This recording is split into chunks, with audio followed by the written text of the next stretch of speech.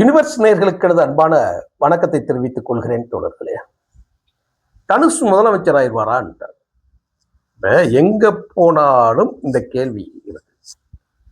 அதே நேரத்துல தனுஷை திமுக தூண்டி விடுகிறதா அப்படின்னு ஒரு கேள்வி கேட்கிறாங்க.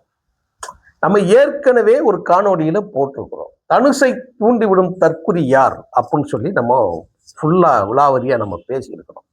அதுக்கு பின்னணி என்ன என்ன அப்படிங்கிறதுல இப்போ திமுக பின்னாடி இருந்து இயக்குவதற்கு வாய்ப்பு இருக்கிறதா அப்படின்னு கேட்டா அதை நம்ம இல்லைன்னு சொல்ல முடியாது. ஆனால் அதே நேரத்தில் இன்னொரு ஆப்ஷனை உருவாக்குவதற்கு நம்ம ஏற்கனவே ஒரு தலைமுறை நம்ம சொல்லிட்டோம். அரசியலில் ஏன் நடிகர்கள் ஈடுபடுத்தப்படுகிறார்கள், அவர்களுக்கு பின்னணி என்ன, அதற்குண்டான காரணம் என்ன, அதோட விளைவுகள் எங்க போய் நிற்கும் அப்படிங்கிற கொண்டு நம்ம பேசிட்டோம். இப்போ அது முடிஞ்சிருச்சு. சரி, அதை விட்டுருவோம். விஜய் முதலமைச்சர் ஆயிட்டார். புற்றீசல் மாதிரி கிளம்பிட்டாங்க. திடீர்னு போயஸ் கார்டனுக்குள்ள அவ வீட்டில் ஒரு பங்களா கட்டிக்கிட்டு அந்த பங்களா மரத்துக்குள்ள இருந்து எட்டி பார்த்து ஒரு கும்பிடு வைக்காங்க. பாம்பு வரும் பாருங்க, அது மாதிரி இறங்கி வர முடியாதா? எங்க இவ்வளவு நாளா அந்த கூட்டங்கள்லாம் இருந்தது? திரட்டப்படுகிற கூட்டம், திரட்டப்பட்டு அது ஒளிபரப்பப்பட்டு பேசுபடு பொருளாக ஆக்குவதற்கு திட்டமிட்டே செய்யக்கூடிய அந்த செயல். அதான் அடுத்து சிவகார்த்திகேயன் வருவாரு. ஏற்கனவே விஷால் உங்களெல்லாம் நான் கைவிட மாட்டேன் அப்படின்னு சொல்லி அவங்க எல்லாம் பேசியிருக்கிறாங்க.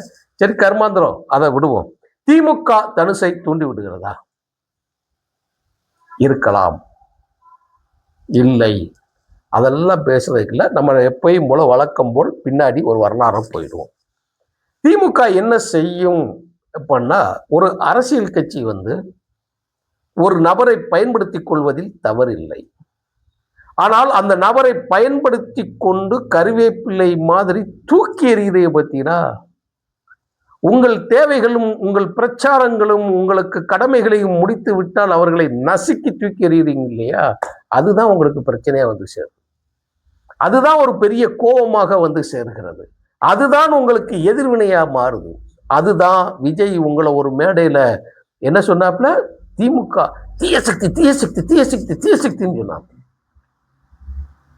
ஏன் மற்ற இதுகள்லாம் சொல்லாம இந்த இதை மட்டும் அவ்வளவு சொல்றாங்க?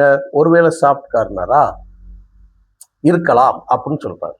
சரி, அதை நம்ம பின்னால பேசுவோம். இப்போ சரி, இதுக்கு முன்னாடி என்ன நடந்திருக்கு அப்படின்னு கேட்கும்போது, கலைஞர் கருணாநிதி அவர்கள் முதலமைச்சர் ஆன உடனேயே, 71 முதலமைச்சர் எம்ஜிஆரின் உதவியோடு ஆன உடனே எம்ஜிஆரை தூக்கி எறிந்த கதை எல்லாம் தெரியும். அதை திமுக காரங்க மட்டும் ஏற்றுக்கிட மாட்டாங்க, வரலாறு பேர். ஏன்னா அது கருணாநிதியின் திமுகவில் இருக்கிறவங்களுக்கு தான் அது. அண்ணா கூட இருந்தவங்கெல்லாம் அப்படியே வெளியே எம்ஜிஆரோட வந்துட்டாங்க உள்ள இருக்கிறாங்க. அது விதிவிலக்குகள் மிச்சம் மீதியே அப்படியே கிடந்தது. அது என்னன்னா பார்லிமெண்ட் அதுகளில் இருக்கும். எம்ஜிஆர் கிட்ட அனுகூலமாக இருந்து கொண்டு இருக்கிறவங்க இருப்பாங்க. இப்போ எம்ஜிஆர் திடீர்னு இன்னைக்கு விஜயை பேசுற மாதிரி அப்படியே நீங்க அந்த டெம்ப்ளேட் ஒரு வரலாறு திரும்பி இருக்கு. 50 ஆண்டுகளுக்கு பிறகு திரும்பி இருக்கு. 48 ஆண்டு, கரெக்டா 50 வருஷம் வச்சுக்கோங்களேன். அதுக்கு அப்படியே அந்த வரலாறு திரும்புது இல்லையா? திரும்பின உடனேயே அன்னைக்கு என்ன எம்ஜிஆருக்கு நடந்ததோ அதே இதை இப்படி பண்றாங்க, உள்ள தூக்கிட்டு வராங்க. அன்னைக்கு இதை அழிப்பதற்கு என்ன செஞ்சாரு அப்படின்னு கேட்டா, யாரு? கலைஞர் கருணாநிதி என்ன செய்யறாரு அப்படின்னு கேட்டீங்கன்னா, இந்த ஆட்சியை எப்படியாவது கலைச்சிட்டா சரியா போயிடும் அப்படின்னு முயற்சி பண்ணி எம்ஜிஆரோட ஆட்சியை டிசால்வ் பண்றதுக்கு ஏற்பாடு பண்ணிட்டார். இந்திரா காந்தி அவர்கள்ட்ட போய் சொல்லி, பிரதமராக இருந்த இந்திரா காந்தி அவர்கிட்ட சொல்லி ஆட்சியை கைவிட்டாச்சு, மாத்தியாச்சு ஆட்சியை. உடனே கலைச்சு போன உடனே கூட்டத்துக்கு போய் மக்களை போய் சந்திக்க ஆரம்பிச்சிட்டாரு எம்ஜிஆர். ஏன், என்ன நடந்துச்சு, எதுக்காக நீங்க பண்றீங்க, நான் என்ன தவறு செய்தேன், இந்த ஒரு கேள்வியை மட்டும்தான் எம்ஜிஆர் முன் வச்சார். நான் என்ன தப்பு செஞ்சேன், என்ன எதுக்கு ஆட்சியிலிருந்து நீங்க தூக்குனீங்க, இது நியாயமா அப்படின்னு சொல்லி ஒரு கேள்வியை மக்கள் மத்தியில கொண்டு போய் வச்சுட்டாரு. மக்கள் அப்படியே இப்ப இந்த கரூர் பிரச்சனையை விஜய் பேசினார்ல, எனக்கும் இதற்கும் எந்த சம்பந்தமும் இல்லை, கரூரில் அத்தனை பேரோட இந்த நிகழ்வுகளுக்கு எல்லாம் திமுக காரன்னு சொல்லி தூக்கி போட்டு போனாங்க. உண்மைங்கிறது வழக்கு இன்னைக்கு சிபிஐல இருக்குது, அது டெல்லியில இருக்குது, அது பார்க்குறாங்க வைக்கிறாங்க. ஆனா என்ன நடந்துச்சு அப்படின்னு பார்க்கும்போது இதே கதி தான் அன்னைக்கு நடந்தது. சரி, இப்போ எம்ஜிஆரை நம்ம தூக்க முடியாதுன்னா அப்போ நம்ம என்ன செய்யலாம் அப்படின்னு சொல்லி அவங்க பேசி போறாங்க. பேசி போன்னு பார்த்தா எம்ஜிஆர் திருப்பி தேர்தலையும் தோக்கடிக்காங்க. கலைஞர் கருணாநிதி எந்திக்கவே முடியல. உடனே என்ன செஞ்சிட்டாருன்னா எம்ஜிஆர் பாணியில் தன்னோட மகனை ஆக்குறாப்புல. அது ஒரு கோமாளித்தனம் மாதிரியாக கேலிக்குரிய பொருள் மாதிரி ஆகி போயிடுச்சு. அப்புறம் என்ன பண்றாருன்னா ஜெய்சங்கரை உள்ள கூட்டிகிட்டு வராப்புல. யாரு? நடிகர் ஜெய்சங்கர் இருக்காருல்ல, ஜெய்சங்கரை கூட்டு வந்து பிரச்சாரத்துக்கு விடுதாப்புல உள்ளுக்குள்ள. அப்போ பிரச்சாரத்துக்கு இவர் உள்ள போய் பார்த்த உடனே அவர் என்ன முடிச்சு போடுறாங்க அப்படின்னு கேட்டா, கலைஞர் கருணாநிதி எப்பயுமே ஒரு காரியம் செய்வாங்க. என்னன்னா, தன்னை எதிர்த்தவனை பார்ப்பான் ஆதரவுன்னு சொல்லிடுவாங்க, பார்ப்பனி ஆதரவுன்னு பேசிடுவாங்க.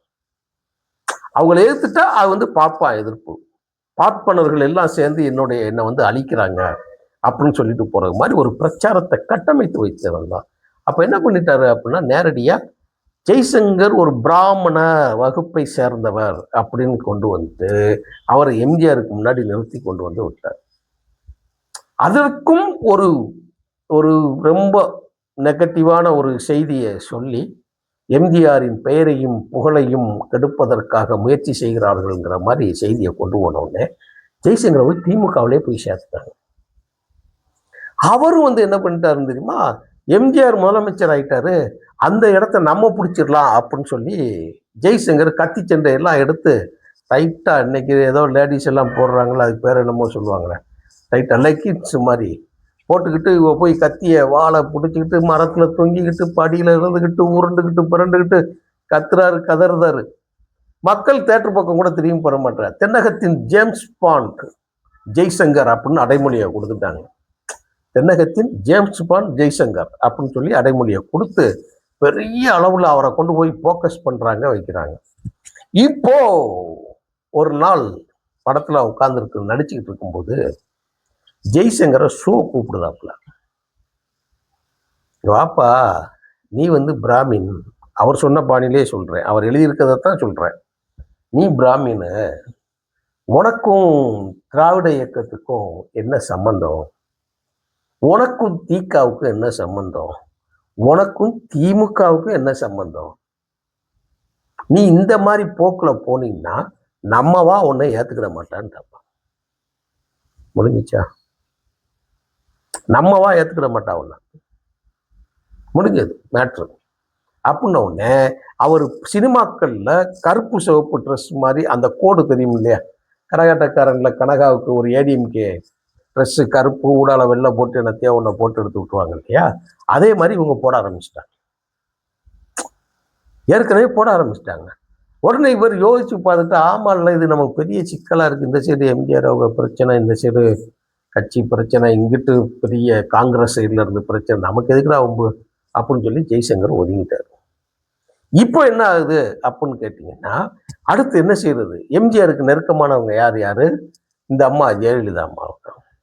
அவங்க சூரியகாந்தி 100வது படம் சூரியகாந்தின்னு நடக்கிறாங்க. அந்த படத்தில் நடிச்சுக்கிட்டு இருக்கக்கூடிய நிகழ்வுல வந்து நேரடியா பெரியாரையே கூட்டு போய் ஒரு சினிமா பட நிகழ்வுக்கு இந்த சைடு வந்து கலைஞர் கருணாநிதியே ஷீல்டு கொடுக்கற மாதிரி ஏற்பாடு பண்ணி எம்ஜிஆருக்கு கோபம் இருக்கிற மாதிரி ஒரு இதில் செஞ்சு ஜெயலலிதா அவர்களை திரட்ட ஆரம்பிச்சிட்டாங்க. எம்ஜிஆரோட பவரை எங்க வந்து அவருக்கு சக்தி கூடுதலாக இருக்கிறதோ அதை குறைப்பதற்கு உண்டான வேலையை செய்வதற்காக முழுக்க இறங்கிட்டாங்க. அதனால நாங்க அதுல இருந்து பின்வாங்கிக்கிறோம், வெளியே வந்துக்கிறோம் அப்படிங்கிற லெவலுக்கு கொண்டு போய் சேருவாங்க. ஆனால் எம்ஜிஆரை மக்கள் கைவிடவில்லை, அதுதான் ரொம்ப முக்கியம். எம்ஜிஆர் கூட இருக்கிறவங்க அவர் பர்சனலா நம்புற ஆளுங்களை எல்லாத்தையும் இவங்க எடுத்து அவருக்கு எதிராக கொண்டு வந்தாலும் கூட மக்கள் அவரை கைவிடாதனால அவரோட உயரத்துல அப்படியே இருந்தாங்க. நீங்க இதோட சேர்த்து இப்ப தனுஷை நீங்க கணக்கு போட்டு பாருங்க. திமுகவுக்கு நெருக்கமாக இருக்கக்கூடிய தோழர்களாகிய ஒரு ஆளை இருக்குன்னா, அப்ப விஜய்க்கு ஒரு ஆளை எதிர்ப்பதமாக கொண்டு வரணும்னா யாரை கொண்டு வந்தா நமக்கு திமுக கண்டுபிடிச்சிருவாங்க. இப்போ எதிரியா இருக்கு அதிமுக காரனா கண்டுபிடிச்சிருவாங்க. புதுசா ஒரு ஆளை விஜய் மாதிரி நம்ம ஒரு ப்ராடக்ட் பண்ணான, நமக்கு ஆதரவா ப்ராடக்ட் பண்ணான அப்படிங்கிற ஒரு லெவலுக்கு நீங்க அப்படியே பின்னாடி போனீங்கன்னா, செல்வராகவன், தனுஷ் அவங்க அப்பா வந்து பிஜேபிக்கார், கஸ்தூரி ராஜா. அது பின்னாடி போனீங்கன்னா அது பெரிய இது. தனுஷ் ஏன் திண்டுக்கல், தேனி, பெரியகுளம் அந்த சைடு நிகழ்ச்சியை நடத்துனாங்கிறதுக்கு அதுக்கு ஒரு பெரிய செய்தி இருக்கு. அது ஏற்கனவே லைட்டா தொற்றுப்போம், அதை பேசுவோம், பின்னால பேசுவோம். அது வந்து அது சாத்தியமா அப்படின்னா ஆரம்பத்தில் கை கொடுக்கும், அப்புறம் பெருசா வரும். விஜய்க்கு வந்து எப்படின்னு கேட்டீங்கன்னா, கடல்ல மீன் பிடிக்கிறவர்ல இருந்து ஊர்ல சந்தையில காய்கறி விற்கிறவர்கள் வரைக்கும் எம்ஜிஆரை போல வந்து பரவலான ஆதரவு. அப்படி இந்த அந்த இடத்துக்கு இங்க வர முடியுமா? அது நம்ம காலம் தீர்மானிக்கும். அதெல்லாம் விடட்டும். ஆனால் ஒரு பேசுபடு பொருளாகி அதை உருக்கி அதை அப்படியே டைமண்ட் ஷேப் பண்ணி கொண்டு வந்து அதை அப்படியே சிதைக்கிறதுக்கும் அந்த கூட்டத்தை உருவாக்குறதுக்கும் வேலையை பார்ப்பாங்க. அதுதான் நடந்துகிட்டு இருந்தது. இது எல்லாத்துக்கும் சாத்தியமா?